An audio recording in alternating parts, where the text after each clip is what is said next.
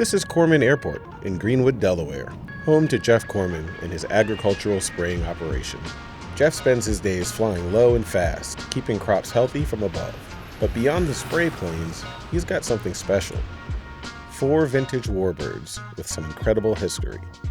Today, he's giving us a closer look. AOPA keeps flying safe, accessible, and fun by protecting your freedom to fly.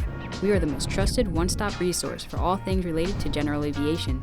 Become an AOPA pilot today.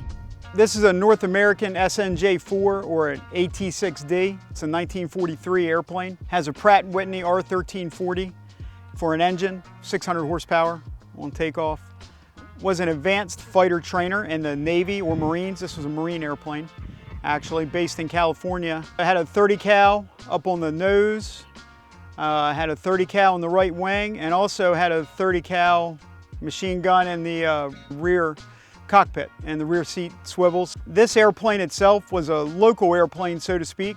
The guy that, Jim Vreeland, who taught my dad to fly and taught me to fly, wanted me to find this airplane. It was in Minnesota. I found it through Ben Redmond again, who redid our Stearman. And I told the guy, I said, if you ever sell it, let me know. 3 days later, he calls me and says, I'm gonna sell it.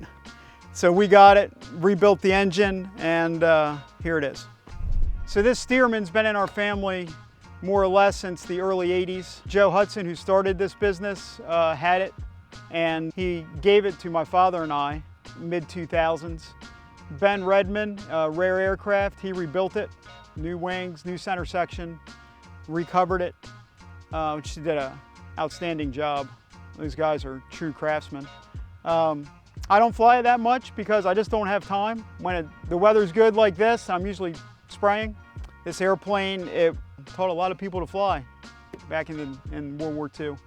And that's where my affection is the World War II era airplanes, as I'm sure you can tell by now. There's probably not many Stearmans as nice as this one.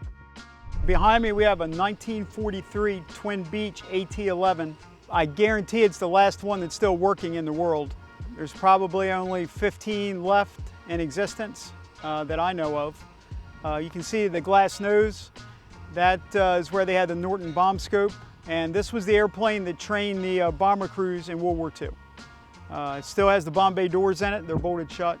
If you go inside around back, and I'll show you where the gun turret used to be, we use this for adulticiding mosquitoes. This airplane was converted from mapping. After the military, it was a mapping airplane out of Long Island. So we have T-jet flat fan nozzles for where we want bigger droplets, where we don't want as much drift. And then we also have micronairs, which give us a very, very fine droplet for mosquito control. That's all this is used for. Both nozzles are for mosquito control. This is a 1944 C-18S. It was in the Coast Guard, stationed in Elizabeth City, actually, so not too far from here. We use it again for adulticiding mosquitoes. Airplane was converted out of the military by Carl Stolfus and Chris Stolfus. They now have dynamic aviation. This airplane has the raised tail, the higher angle of incidence.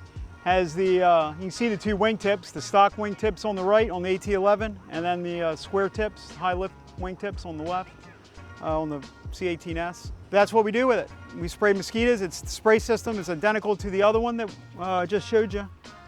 This is the airplane that we primarily fly, just because it hauls a load better, it flies better, it's more nimble.